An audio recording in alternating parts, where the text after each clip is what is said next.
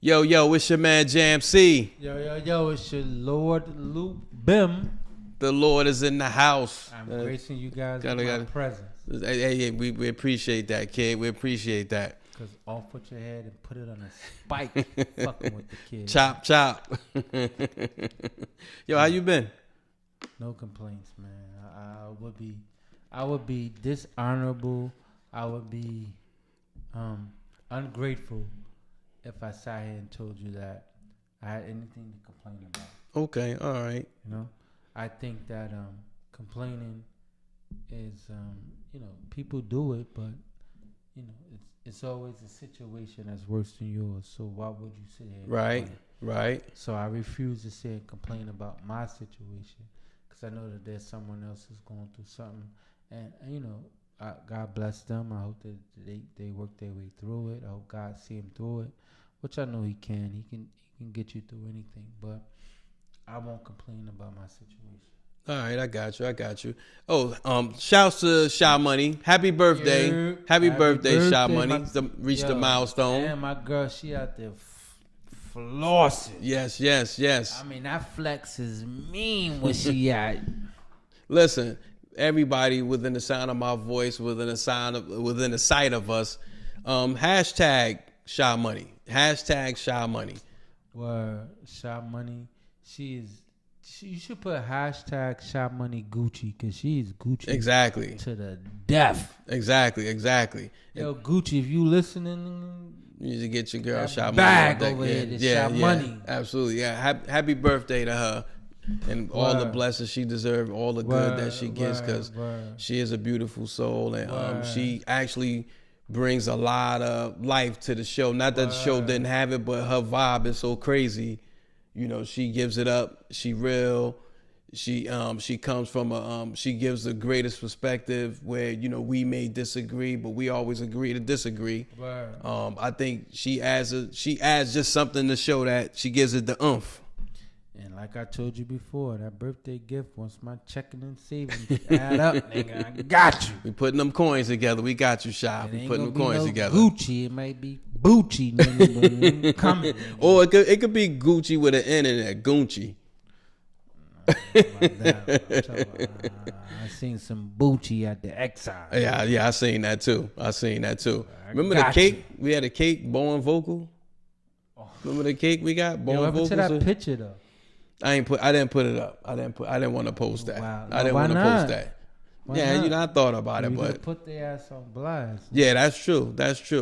Hey, listen, my week was actually crazy. I actually had a good week, but dealing with, I don't know. It's a lot more people on the road now. I don't know. Maybe because for the last 2 years of COVID, whatever. Yeah, it's just a lot more people on the road. I'm like, everybody go. If you go the same way every day, why the fuck is it traffic? And gas going up. Yeah, and you go the same way every day. You should know. Okay, I need to leave my house at this time in order to get there. Everybody's driving 2 miles an hour. And it's traffic for no reason. It's not traffic because it's not because it's an accident. It's just people just driving in the passing lane 55 miles an hour. That's crazy. Shit is retarded. They need to get their shit together. Word. My week was I took 2 days off like this week. Unscheduled, right? Okay. And they was on my heels like, yo, where you at? You know what I'm saying? Like, can't get it done without you. I'm like, yo, I got so many hours I need to take before the end of the year. Oh yeah, because you lose them? Yeah. Oh shit, yeah, I'll be out too. I'm sick. Right? So they like, nah, you know what I'm saying? Like, yo, get at me. Nah, don't worry about it, man. I'm taking these 2 days. So I kind of rested, those 2 days. I took, a good chunk of that time to read. I'm reading a okay. book, Becoming. Is it Becoming with Michelle Obama. Okay, I saw that. That's a good book. Man, it gives you the insights of well, it depends. You know, it's discretional. You know, so I don't want to sit here and say that it's this, it's that, it's that, da da da. But I think that it gives me personally, I find it enjoying. I get a good insight on Michelle's life, how she was growing up. You know, she didn't have a silver spoon in her mouth. You know, just blue collar kind of thing going on there. And one thing that I do find interesting is the relationship she had with her brother. Okay. She was crazy. You know what I'm saying? He was older than her. So he kind of paved the way for her, you know, whether it was in high school, whether it was in college in Princeton. Princeton. Okay. And even with the onset of her meeting Barack, you know, when she met him, she thought something was a little goofy. Oh, shit, she wanted a thug. She thought he was a little goofy, but she never met somebody that had an insight on the direction that they wanted to go in, more so clearer than him. Yeah, okay. He had a clear direction, maybe not in the direction where he wanted to go, but he had a clear understanding on what made him happy. Okay. And what made him happy was working with grassroots organizations, you know, hearing the people out, you know, trying to make sure making change from the bottom. Yeah. There you go. And those kind of things, he found fulfillment in, right? And Michelle didn't understand it because she worked at a law firm. She was heavy. She had hella bread coming in. She was making her money and she was making her money, but at the same time she wasn't being fulfilled. Okay. And so then now she kind of jumped on the coattails of Barack. So she left the firm. But now I don't want to, you know, get too far into the book, you know, but this is some of the things that I liked about it. Okay. I think that's good. I think that's valid because I think a lot of times, and I think a book is something that it could be subjective, you know, Yeah, but I think you take what you feel you needed out that book, and that's what makes it a good book to you. Definitely. So that's just good to know when you refer books out, because we always say, yo, it's a good book, and somebody else read it. And I don't know, maybe they were judging you, the reader, and then they didn't get something out of it because they feel, oh, he said it was a good book. It is a good book, right. But I got a lot out of it. Yeah, because I got the fruits that I needed to get from that. Right. So, but like I said, but that was a good book. So my week when I took those days off, I spent it reading. Okay, that's awesome. And I try to read often. You know? That's good. I'm getting ready to get back into my reading too as well. You know what I'm saying? And be mindful of what I'm reading. But nonetheless, today's show, what brought us here today is rappers being murdered. Yeah, think about reading. I'm tired of those are things that we read about all the time, and it's like it becomes a bit nauseated. Yeah, absolutely. To say the least. Yeah, I'm just really disgusted by the whole thing. Just at the fact that we even got to have this conversation because of things that, you know, the crazy part is things that happen, and I know in our community growing up, we lost friends, loved ones, or just people that we might have just came in connection with that died senseless violence. Definitely. And you never think about your favorite entertainer, your favorite actor getting murdered by his peers or a strange fan or things like that. But with hip hop, it just became so crazy over the last few years. Actually, more than 10 years, safe to say. Right. I want to say, you know, my heart goes out to the family. Condolences go out to Takeoff. Yes. God bless his family. God bless them. And something like that tragically happened in Houston, Texas. But when you think of rappers being killed, and as you were just talking, it just made me think about as a kid growing up, Marvin Gaye, father, killed him, right? You don't hear those kind of stories. No. You don't hear R&B people getting killed. Other than that situation, not in that way, no. You don't hear R&B people getting killed. You don't hear getting killed by gun violence. Absolutely. You don't hear about any other genre of music. Rock stars. Getting killed. Country singers. By gun violence. No. And so that brings us to today's topic, where you have so many rappers that are losing their lives at a rapid rate due to gun violence. And there's so many, this onion can be peeled in so many different layers. It can be pulled back. Excuse me. And we can go into deep in depth in regards to this. But you have the same old song going on and on and on about, when we lay someone to rest, Black Lives Matter, and we kick Kanye West back in about the T-shirt with White Lives Matter. But when you kill another one of our own, right? We kill our own. Are we not perpetuating White Lives Matter? Because all we're doing is helping them and assisting them with another one of us killing another one of us. So unfortunately, the Takeoff, I was about to say Offset, sorry about that, but Takeoff lost his life, and God bless Offset life as well. I mean, hopefully nothing happened to him, but God bless Takeoff life and his family. Yeah. And them grieving and Quavo, which is his uncle. His uncle. God bless him as well, because he was there. That's just one, but that's just most so recent. So many just other rappers.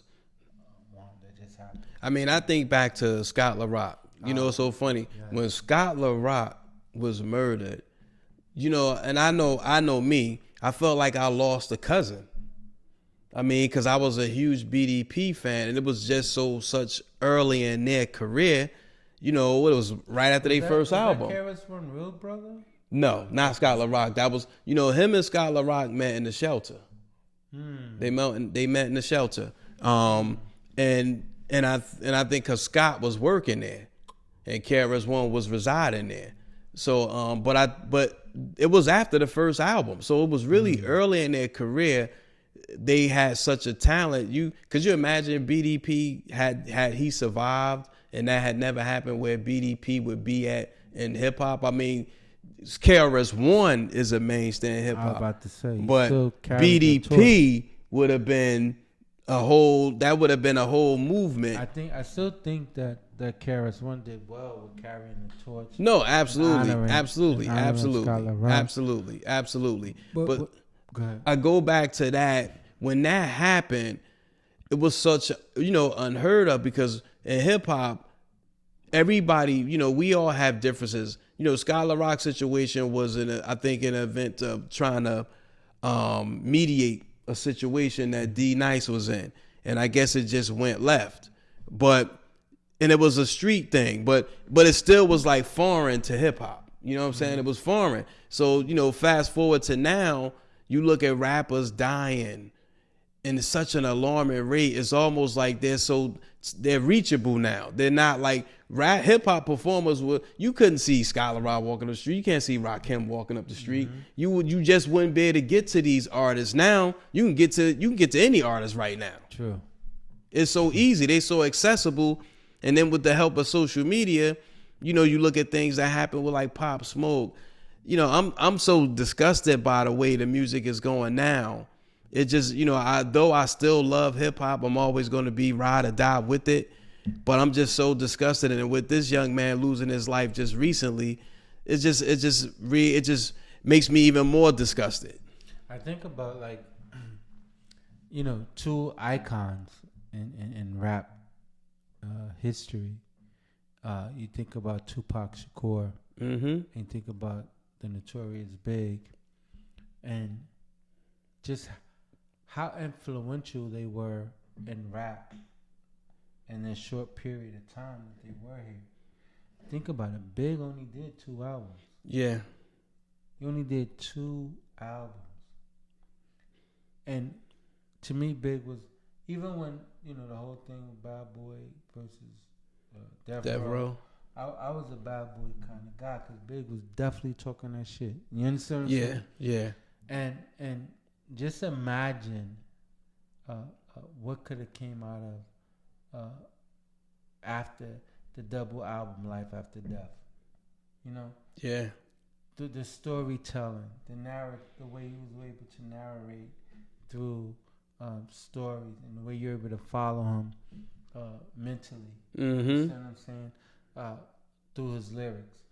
And not taking anything away from Tupac because he did the exact same thing. Mm-hmm. You know, I'm, again, like I said, I'm not a big Tupac fan, but I have a few that were my favorite that I really, really like. Ambitions of a Rider. Yeah. No More Pain. You know, there's a few that I really did appreciate that Pac put out there. And he was a narrator and a storyteller. And I think they both were visionaries. Absolutely. Before their time.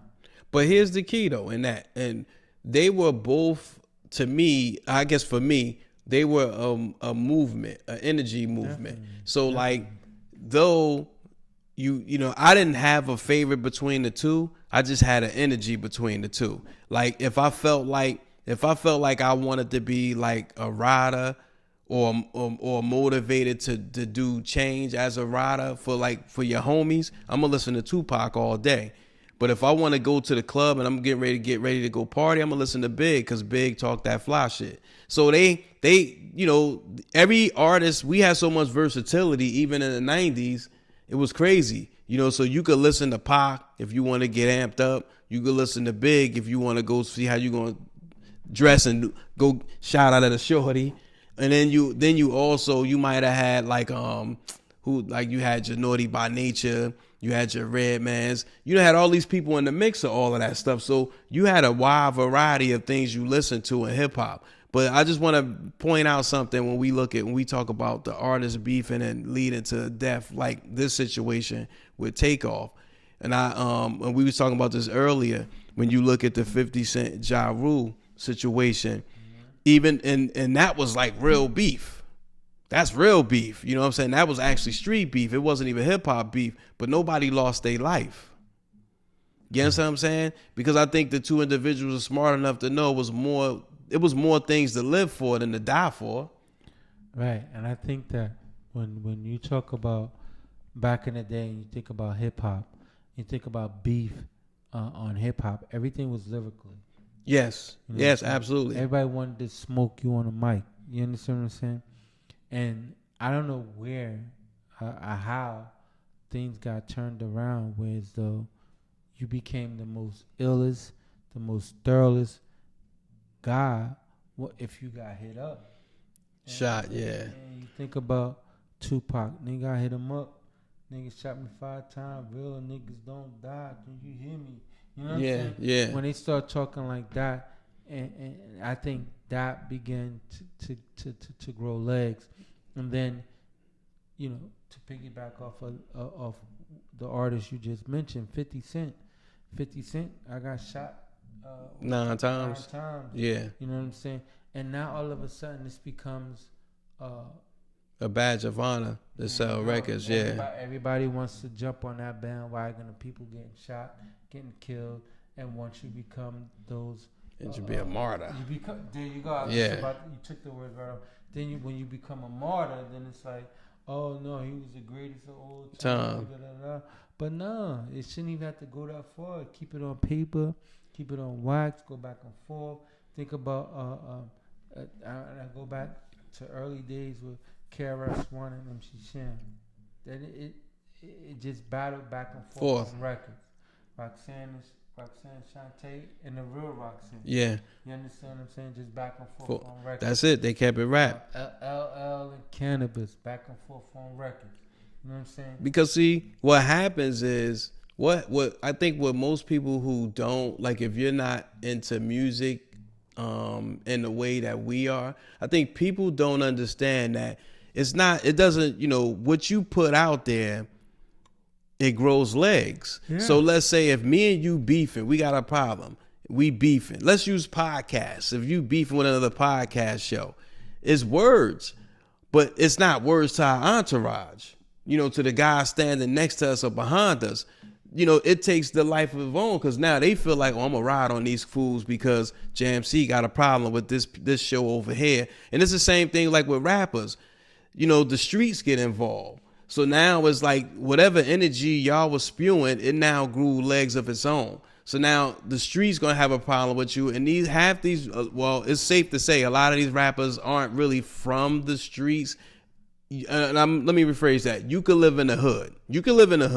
But you might not have engaged in a lot of the acts that's going on in the hood. You might have been around it, but you might not engaged in it. So exactly. So a lot of guys feel like when they get in this game, they need to start behaving in a way that they think the industry needs to see. And they don't understand there's real people out here that's really about that life and that really don't have a problem with going to jail. Half of the niggas in the industry start this shit and they be home sleep while niggas outside getting killed. Exactly. Because you think about it. If you got niggas in the industry, say I'm a rapper, you're a rapper, right? Just say I got 50,000 niggas following me, right? You got 50,000 niggas following you. I say something towards you, at least the minimum is 20,000 niggas. They ride what I'm saying. Exactly. They on it, right? You know what I'm saying? I can't stop them 20,000. No. You know what I'm saying? I can't hold them 20. So when they do something foul and do something crazy, that ain't on. They're gonna hold you accountable. Yeah, they're gonna hold you accountable. They're gonna hold me accountable because that ain't on me. Yeah. You know what I'm saying? Niggas did what they did because that's what they did. And I got nothing to do with that. Because niggas take every word that come out of these people's mouth as law. Exactly. It's just like social media. They don't separate fiction from real. Yeah. Fiction from nonfiction. They never separated. You think about people like another person got killed, Freaky Ty, right? Mm-hmm. From the Lost Boys. Jam Master Jay, come on, man. Yeah. That nigga's pumped, you know what I'm saying? $500,000. Soldier Slum. Down with No Limit, you know what I'm saying? Mm-hmm. Proof.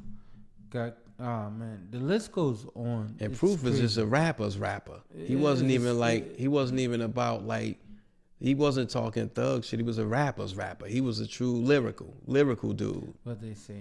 Is another name on here? New Orleans, Magnolia Shorty.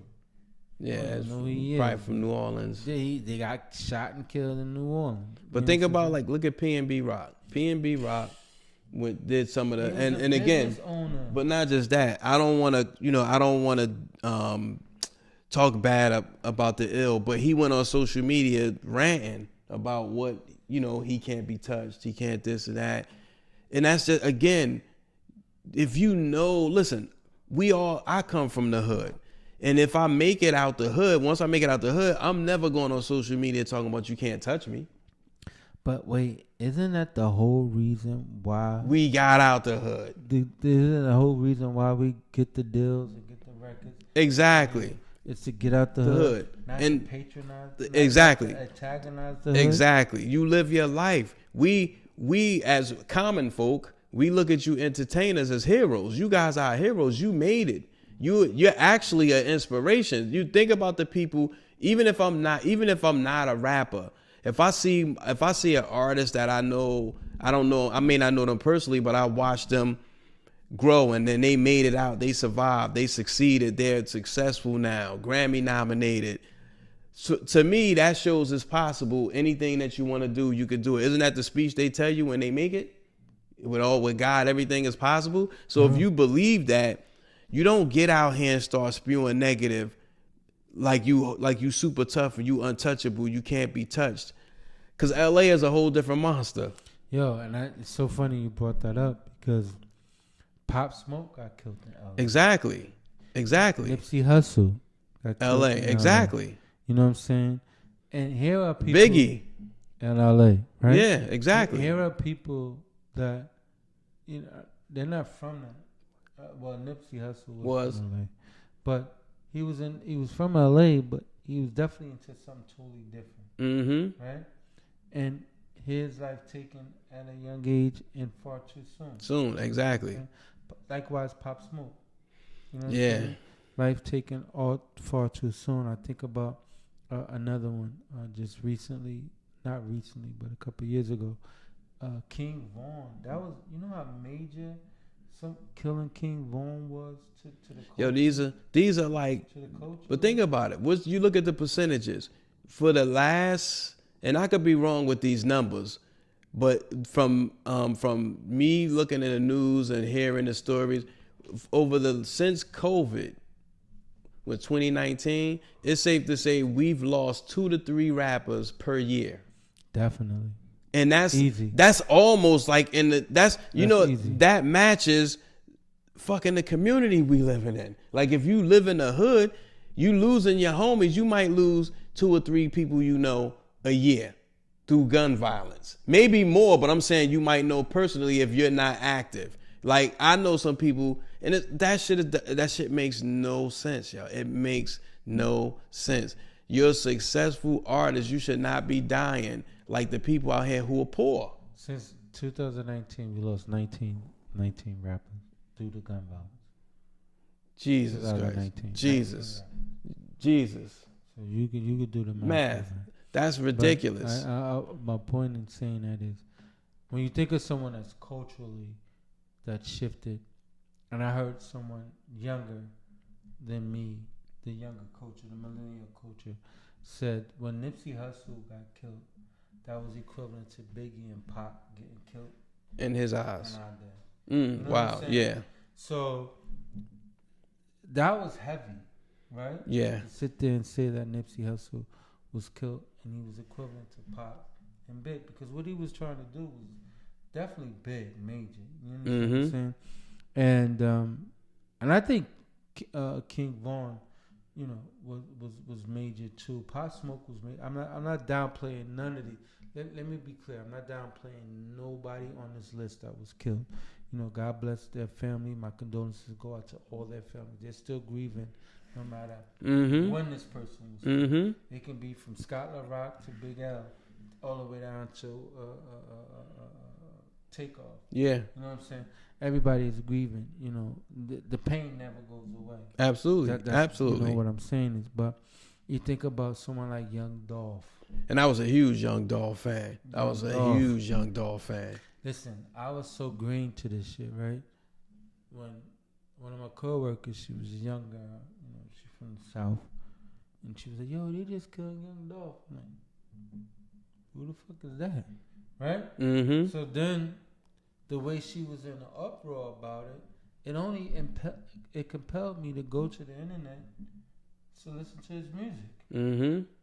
I'm like, yo, he was alright. Yeah, you know, a huge fan. And you know the crazy thing, what I loved about Young Dolph, because like Yo Gotti, and I know those two had their issues, but I root for the underdog. They had good music. Yeah, they were artists. Both of them respectively are artists that New York wasn't paying attention to. So my thing is, me being a artist myself, once upon a time, I always listen to other talent, and I always listen. I look at what people have to offer, and I look at where they come from, and then I listen to the music, and it's like, wow. And then because I know where we're from, we East, you know, up top East Coast, we've been known, not myself personally, but we've been known to shun people.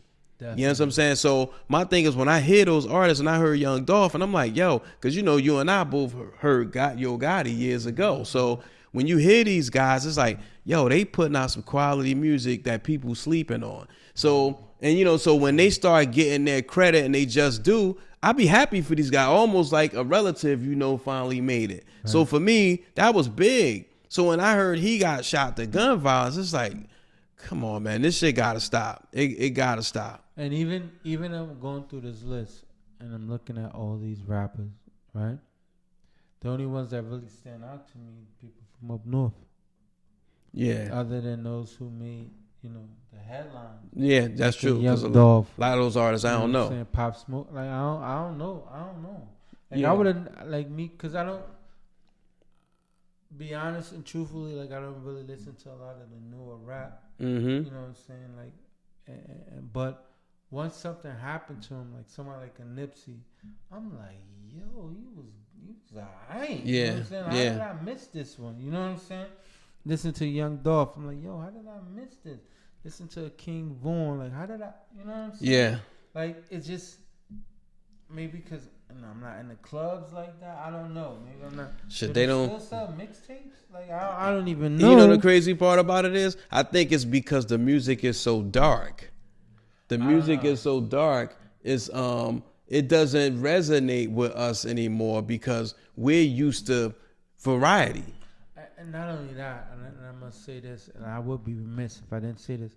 I'm looking for lyrics. That too, because everything is the same. Everything is more so is beat driven now. Yes, you know what I'm saying. It's about the beat, and but even without that, right? Even with the beat and it's beat driven, when you actually take the time and listen to what these kids are singing, they're really lyrically good. Some of them.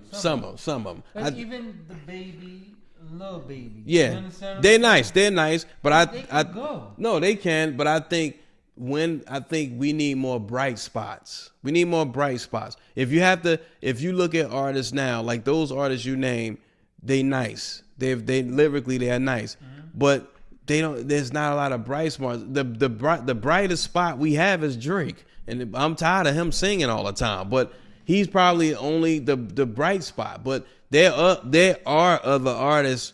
They just don't get the light that we don't really get to see them because they're not, the industry don't give them that light because they're not doing what the status quo was doing.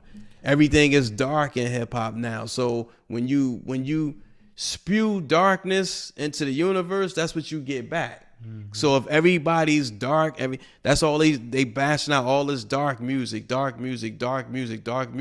That's what you're attracting into your life. And I don't think people understand that.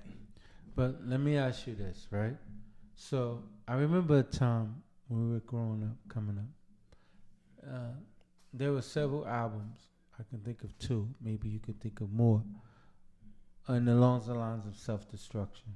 Yes. So self-destruction was one. Mm-hmm. And we're all in the same gang. Was another. Yes. I don't know if there were others that were. Those were the two major ones that we knew of. Right. Yeah. So you can think of now, 2022. Who can make that type of album? Who could you put in that list that can make that type of album? Maybe I'm asking you a loaded question because I don't know if you listen to a lot of this. Yeah, I do. New music. Mm-hmm. But who would you put into something? I know.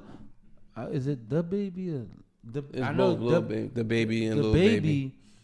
Baby. He goes. Yeah, he go. He nice with it. Yeah, that's my guy. He nice with it. He goes. Yeah, he go.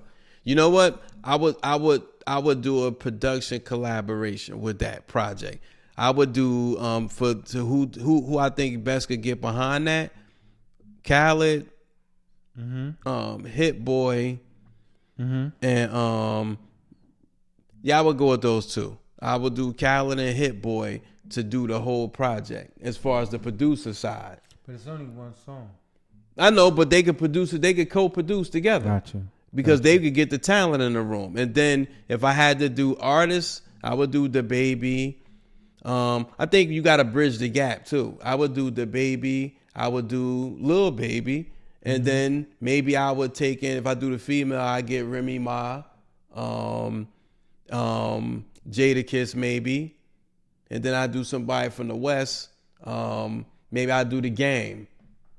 Those all. Talk about you need somebody new. Oh, new. All new. Okay, just all new artists. No, right, I'm just trying to bridge the gap. All right, so then if it's all new artists, then I would have to do Nardo Wick. I don't know some of these guys' names. I do like what's the old girl? The Glorilla. I had to do Quavo on them. And I'm trying to think of a West Coast artist. OT Genesis. Okay. And I mean, and I think, it's a couple of cats from the South, but I think, yeah, you would get all those artists and then some of the people we never heard of. I think, what's the nigga name? Class. Shit, who sang that song? I'm at a loss. Email us that because I don't even remember. Damn. Jack, is his name Jack something? I don't know.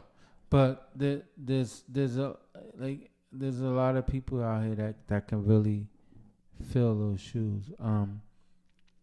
That's very talented too, though. You know what I'm saying? It's eluding me right now. And again, like I said, I really don't listen to a lot of the new artists, but there are some out here that are passionate. They are doing it for the culture. They're very lyrically sound that can get on the mic and get the message across to something like with a self-destruct. You know how powerful something like that was. But now here's the thing. Would the record company get behind that project? Looking at where we are right now, with rappers like right now, it's a call to action right now in hip hop. Do you think the record execs would get behind it, even in spite of everything that happened right now? With like Jay Prince is in the hot seat. Jay Prince Sr. right now was in the hot seat. He has, people now probably want interviews, answering some questions on what happened because, allegedly his son is involved in this whole mishaps. So with hip hop being where it's at right now, it's a call to action. Mm-hmm. If to do that project, do you think labels would get behind it? Your personal opinion. Here's the thing. You really don't need labels nowadays. No, you don't. Because everything can go indie. But some of these artists are signed to contracts where they might not be green lit to do it. That's that's what I'm saying that. If you've been putting out spewing ignorant records and it been selling out of the wazoo, when you do another project with somebody else, they put money into this image. So now if you start talking about, you've been talking about kill and take this drug and shoot this N-word, and then now you're talking about piecing it up and showing love, they may not sign off on that. So that's why I'm saying. So you're saying like the industry wouldn't get behind.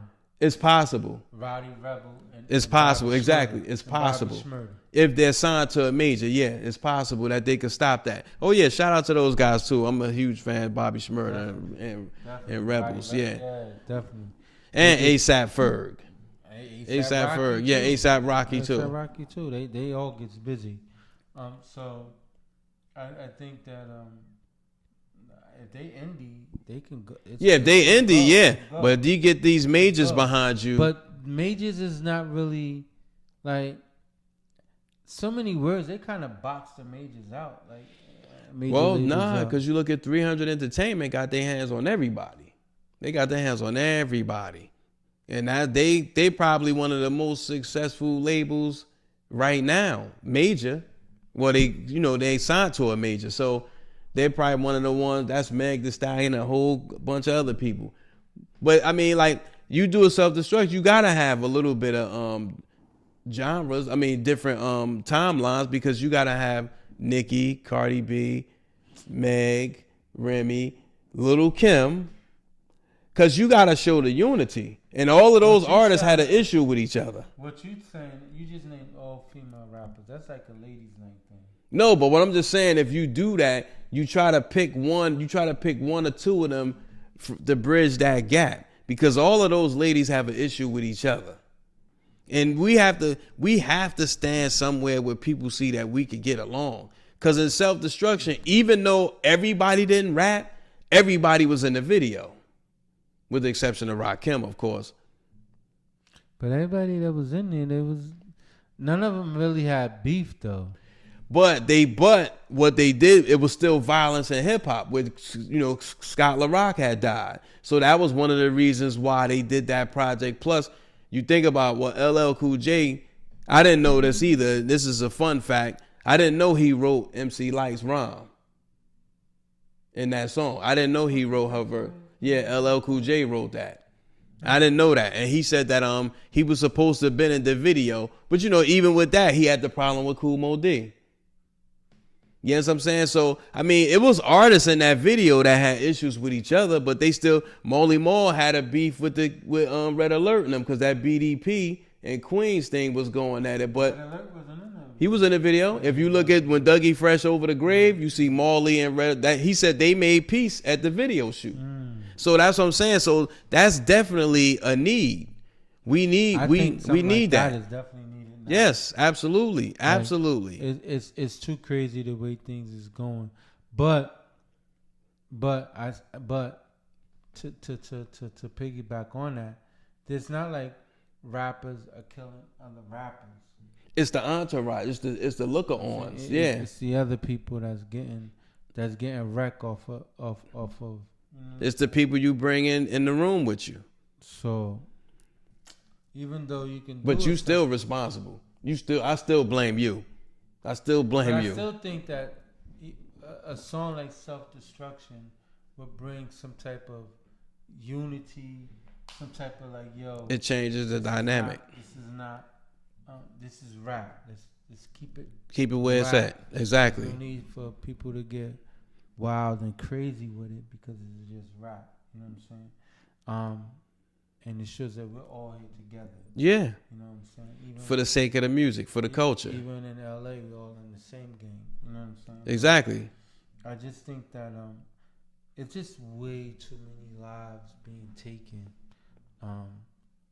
for nothing. And to your point, this project would have to be from east to west, north to south. The difference with, like what we was just saying to the audience, I'm telling you guys, the difference is you had two different coasts that did their own Self-Destruction album. Right. So it wasn't like they bridged it where you seen all of them. So this would have to be a project where you have east, west, north, and south, maybe two of each from each, because what you need, like 6 people on it maybe? It's funny you said that because if, and hypothetically, allegedly, if Jay Prince, his son, allegedly had something to do with this, right? And if they did or didn't, you would need someone from the Atlanta base, right? Which is where Takeoff is from. And a Houston-based rapper. Yeah. To collab on this to show that it's love. This ain't that. Yeah. You understand what I'm saying?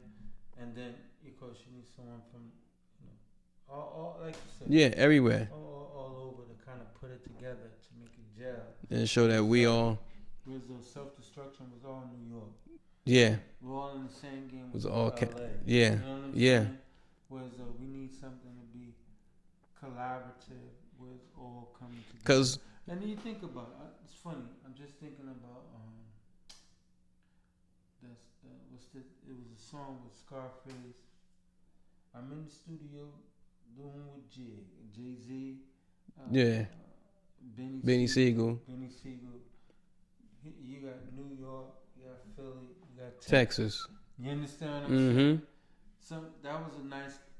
And what I think what people don't understand is more than one album. Yeah, together. Yeah. The crazy thing is what people may or may not know, when you do projects like that, and each individual comes from respectively different neighborhoods, even different states, whether people know it or not, sometimes you as an artist or even entourage, you get a pass. You given a pass because that's a relationship. So even with your crew, that's like I could go in your neighborhood because I know you, and then my boys know you. So it's the same thing in music now. It's like if all I spew out is negative about a person, or I'm trying to act like my boys, and I'm giving out negative energy, when I go somewhere else, the person that all they heard was negative energy from me, they looking to challenge me now. They looking to challenge me, but not in a good way, and it definitely ain't in rapping.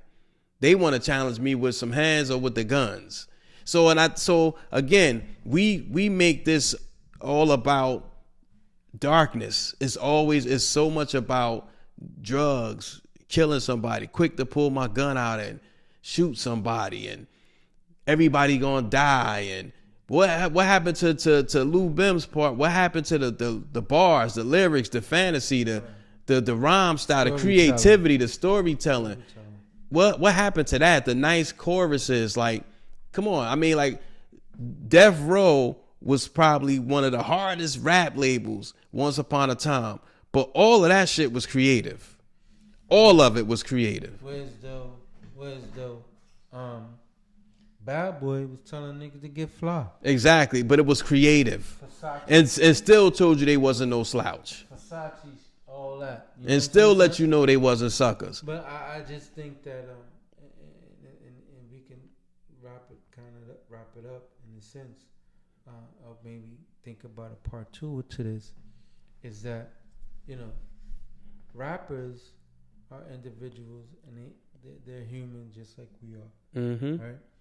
And they have lives, they have families, they have all those things above, right? The only difference is they're just known on the biggest stage. That's it. Right? And these things happen to them, unfortunately. I think, and I wasn't there, probably would have never been there in the first place, but I wasn't there when Takeoff lost his life. Yeah. I wasn't there when P&B lost his life, but these are senseless. There's nothing that people can honestly say that he did something to me that deserved me to take his life. Yeah. There's nobody can say, honestly, come forth, full circle and say that this is what really needed to happen. He needed to lose his life behind some dumb shit. You know what say what it is, dumb shit. And even if it is, allegedly, or if it is allegedly behind a dice game, it's even more silly. Yeah. It's money. It's money. And if you looked at the Drink Champs interview with Quavo and Takeoff a week before he got killed, right? They not hurting for money. Not when they talking about you got 300,000 on your neck. On your neck. Then he talking about the watches, because they had some exclusive watches that they had on their wrist. Yeah. You know what I'm saying? That was some money. That was big bread.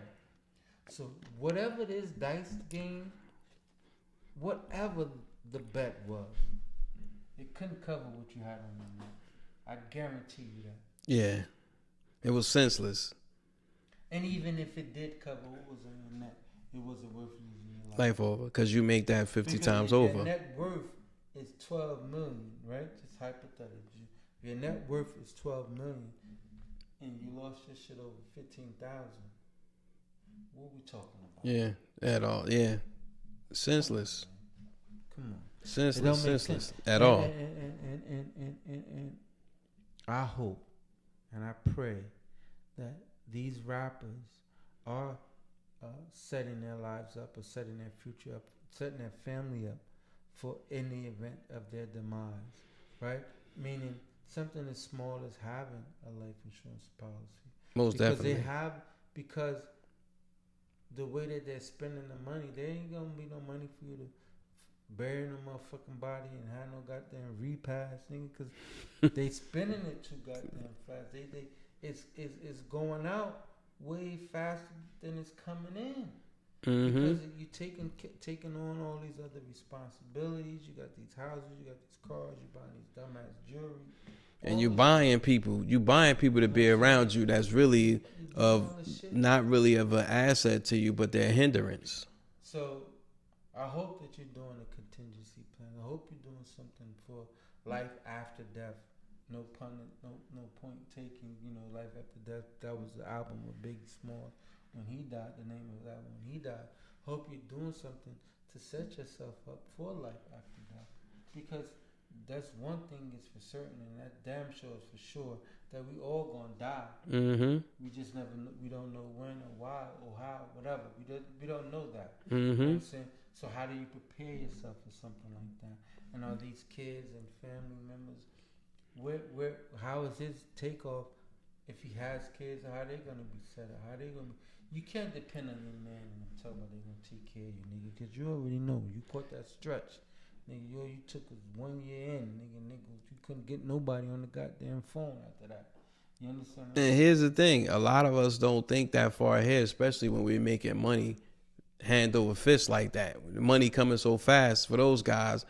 You know, a lot of young. He's 28 years old, so he probably wasn't even thinking that far ahead. He figured, I'm gonna live forever.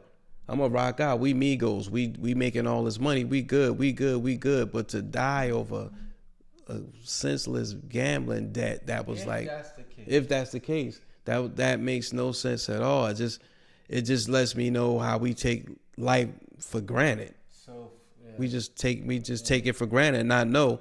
You know, you never put yourself in that environment. I don't just totally blame the people for allowing that. I mean, you just my heart just goes out. I mean, I don't need. We definitely gotta revisit this whole as everything unfolds. We definitely need to come back to this. Please, people, hit us up at goingvocal@gmail.com. That's GOINVOCAL@gmail.com. And as we segue on into favorite part of the show, where we tell somebody to get part of the show, where we tell somebody to get their shit together. You want to start it off, Lou? I got one. I gotta remember what it was, but I'm thinking about it. I got one, and it goes right along the lines of what we're talking about today. And I forgive me for not remembering the exact outlet that put this out there, and I want to say, forgive me if I misquote this, but I want to say E Hollywood News. Mm-hmm. Someone that is really not familiar with the culture. So when they call themselves reporting the death of Takeoff, and they put a picture of Offset. They put a picture of Offset and saying Takeoff just been killed. Wow. So here we go. We dealing with these vulture cultures, right? Trying to act like they know that they're familiar with the culture. Vultures. Right. Yeah. They're familiar with the culture when they're really not. So if you ain't from the ghetto, stay the fuck out the ghetto. You understand? Well, you know, they say we all look alike. So, yeah. But I get you. Yeah. But my get your shit together is just do your due diligence when you're reporting information. And that's why I said, please forgive me if it's not Hollywood Insider, yeah, one of them. Yeah. They just got it wrong. They dropped the ball. Yeah. And nonetheless, it wasn't Offset. It was Takeoff. You understand? Yeah. So how bad is that? You get what I'm saying? So to them, get y'all shit together. Yeah. All right. This is what I'm gonna do. My get your shit together is going out to us, the fans, us as consumers. When we lose our favorite artist in such a violent way, we need to shift the paradigm. We need to start listening to more R&B music. We need to bring R&B back, because one thing I see missing in music today is there's no love out here. Shout out to Diddy. Happy birthday to Diddy too, because his birthday was the same day as Sha Money's. He turned 53, something like that. Yeah, something like that. That's industry age. So, but no, we need more love in the universe. We need more love in the world, because right now everything is so dark. We need more love. So I'm just challenging everybody. My get your shit together is everybody get out here and love more. It should be more love in our music. It should be more love in our life. It should be more love in our crew, and not just fake love. It should be real love. And even when we meet new people, it should be all in love. So there should be no negative altercation. There could be a misunderstanding, but we converse it in love. And that's what I challenge everybody. Get your shit together and love more. And before we close the show, and I know that this upcoming week, we're talking about the midterm elections. But we hope everybody voted. It's very important that people vote. If you didn't, shame on you. Get your shit together. Yeah, I hope y'all voted. Get your shit together. Get your shit together. Stay in school board election votes come up next year. Vote. Get y'all shit together and vote. And on that note, it's your man MCee. It's your boy Lord Lou Bim. And we have officially gone vocal in the vocal lounge. Peace. Everybody tune into the Pod Squad now.